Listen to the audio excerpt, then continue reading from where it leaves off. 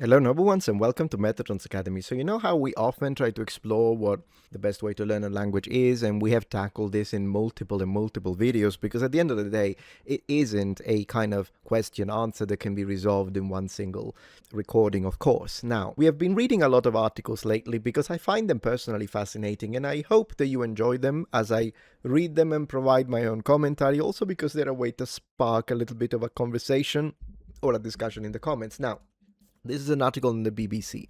I'll be honest with you. If you've been following me on other platforms, you know that I cannot stand the BBC, but that doesn't mean that I can't look past it if the topic at hand is interesting. So, the question is, what's the best way to learn a new language? We all discuss this oftentimes, but I kind of liked because this one in particular, because it's a little special. Check this out.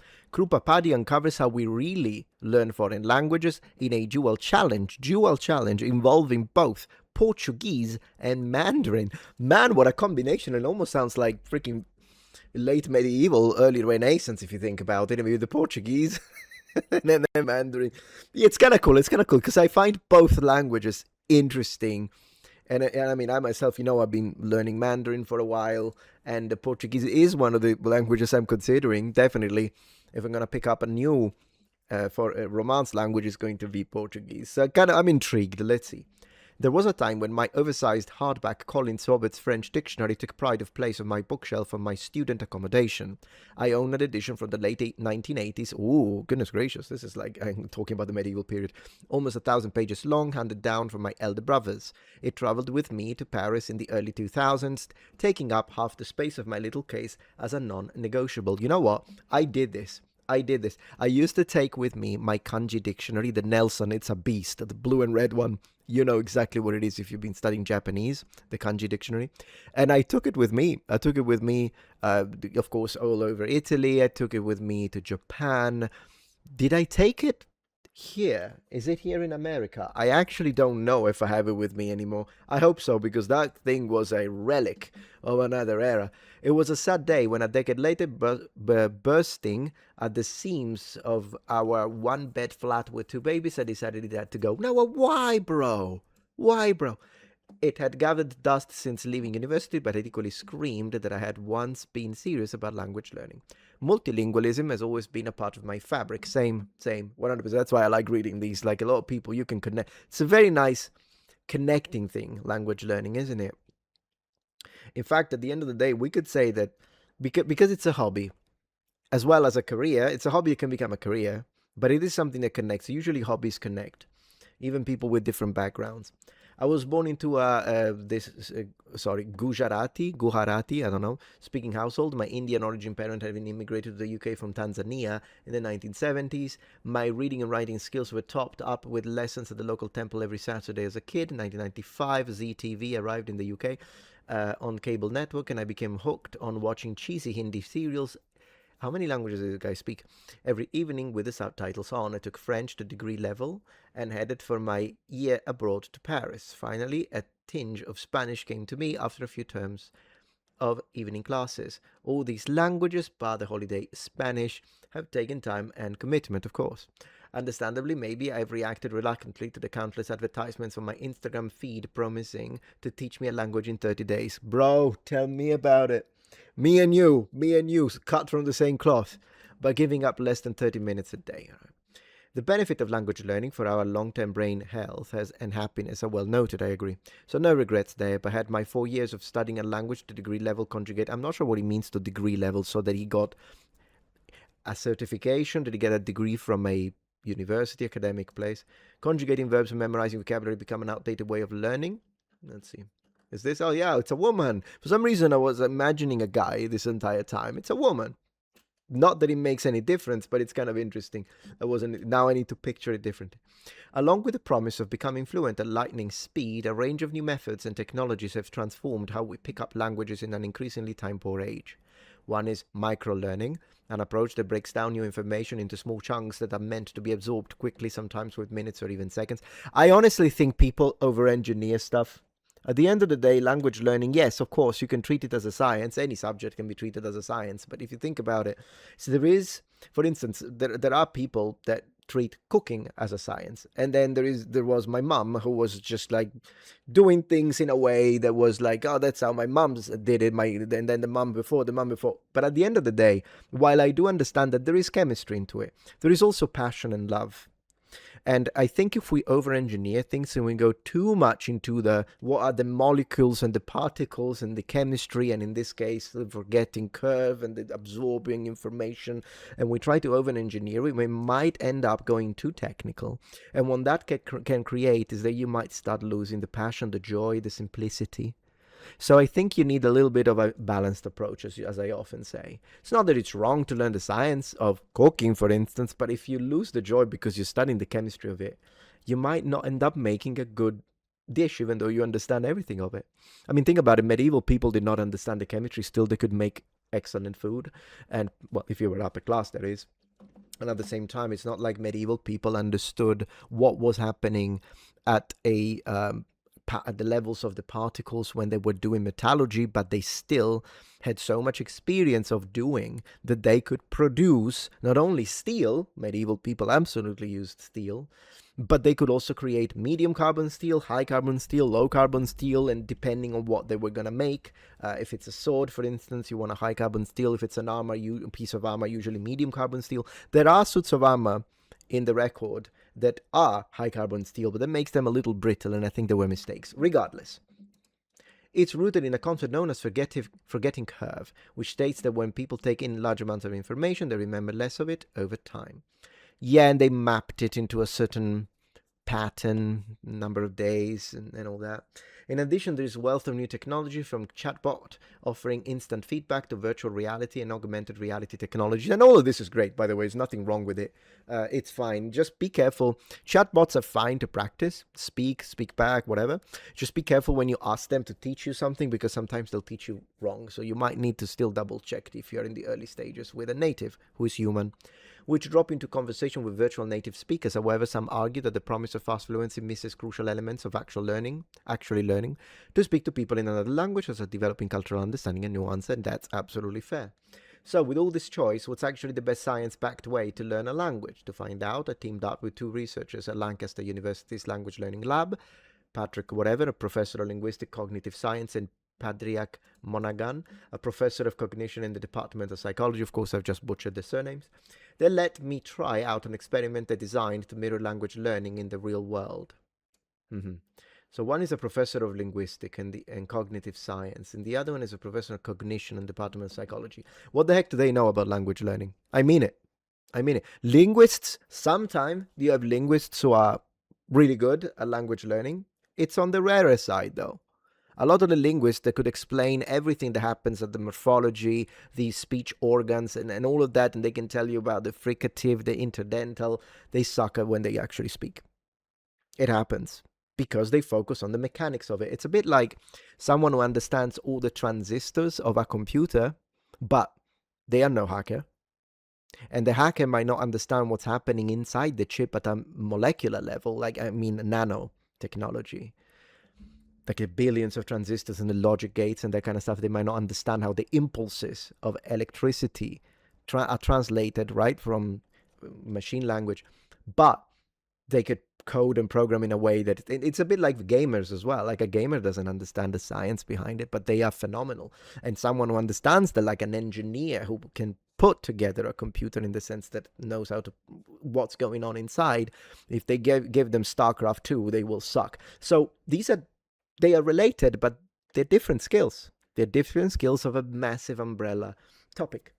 And so what the heck do they know? They devised this thing. I'm not trying to be contrarian, but if you don't know a language, at least one to fluency, meaning your second language, I don't want to hear it. That's just me. If you're all theory and no practice, I don't want to hear it.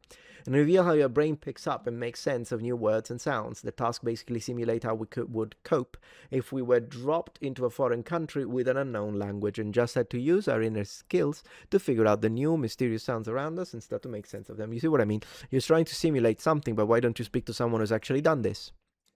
Possibly multiple times. I think that's better than doing the experiment. Having not learned a language in 2 decades, I was about to learn some Mandarin and Portuguese. So 2 at the same time, that's kind of a bold choice, to be honest, if it's been 2 decades. Over 6 days, I would be spending just 30 minutes per day on the task and tests I was to complete. But it's good that it's daily. 30 minutes is a little bit on the low end. It's usually what I recommend to busy professionals. Because otherwise, if you have a little extra time, it should be more.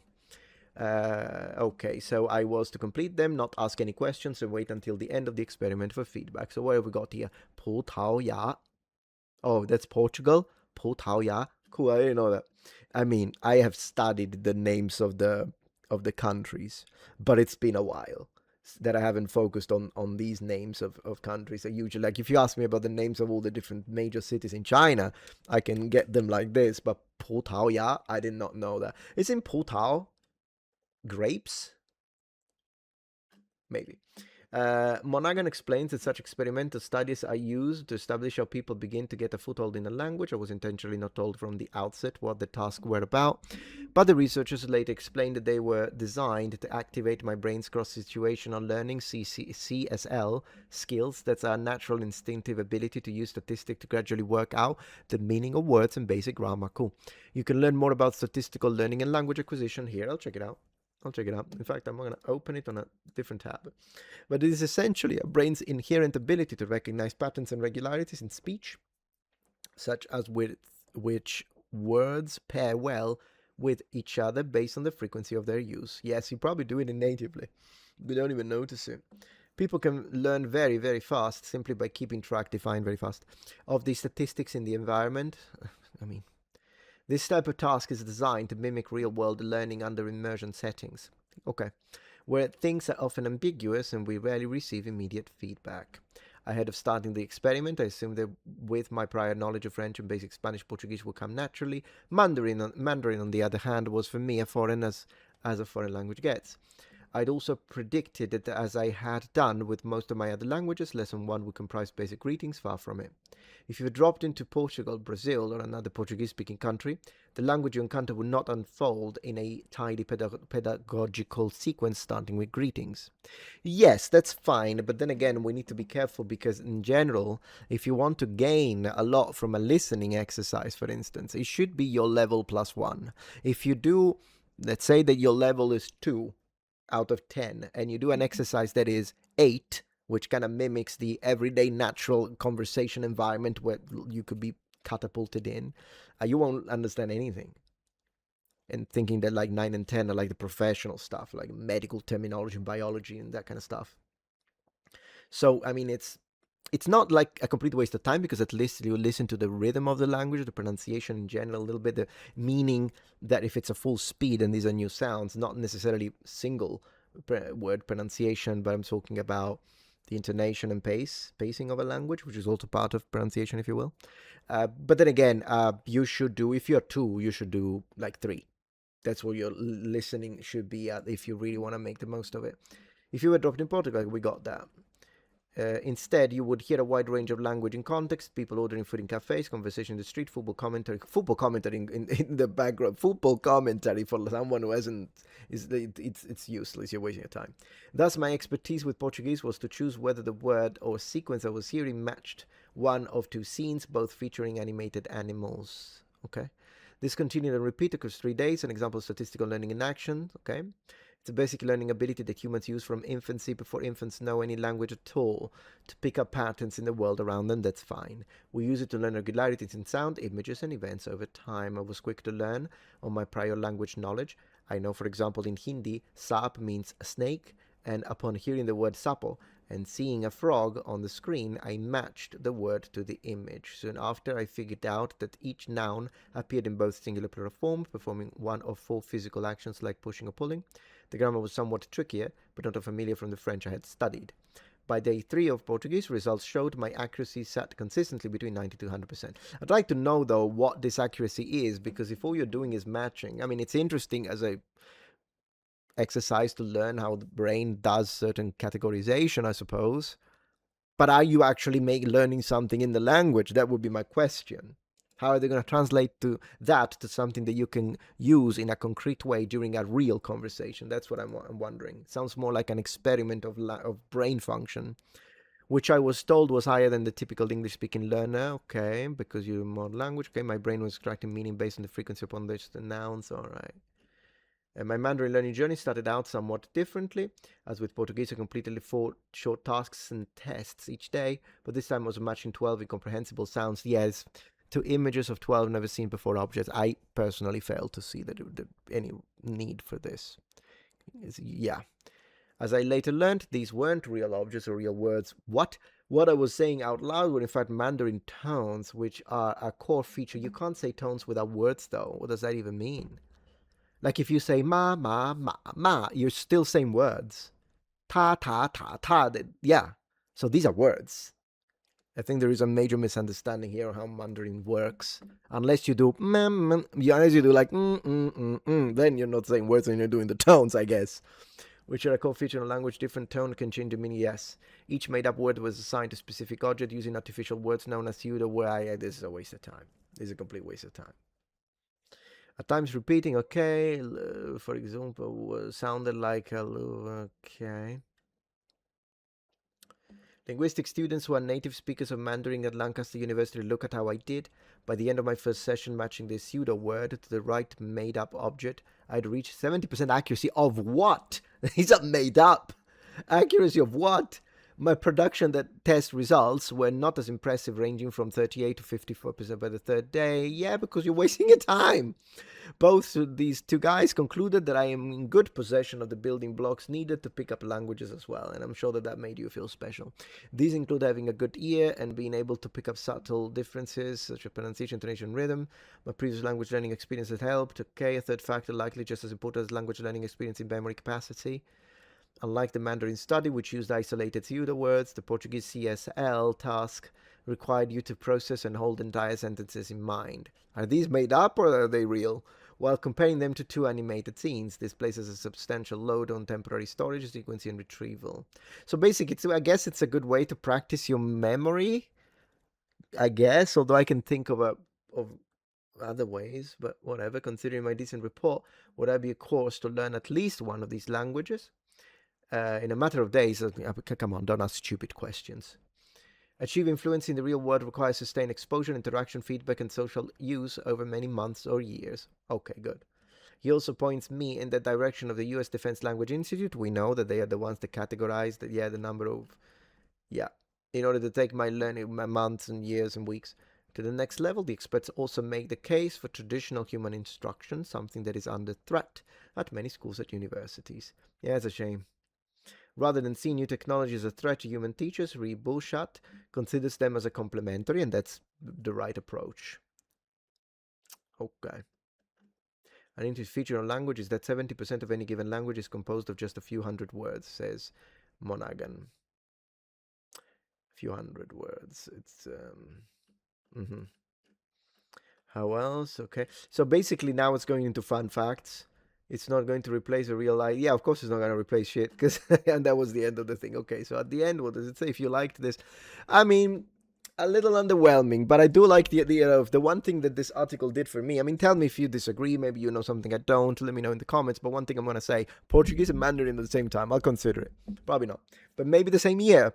We'll do a little bit of, we'll see. Thank you for watching and joining Metatron Academy. Have a good one. If you're enjoying this video so far, please take a moment to check out my Patreon page. With as little as a $5 support, you can help us ensure that we can continue to produce high quality and high researched content. And at the same time, you get access to polls, extra videos, unlisted streams, and much more. Thank you so much.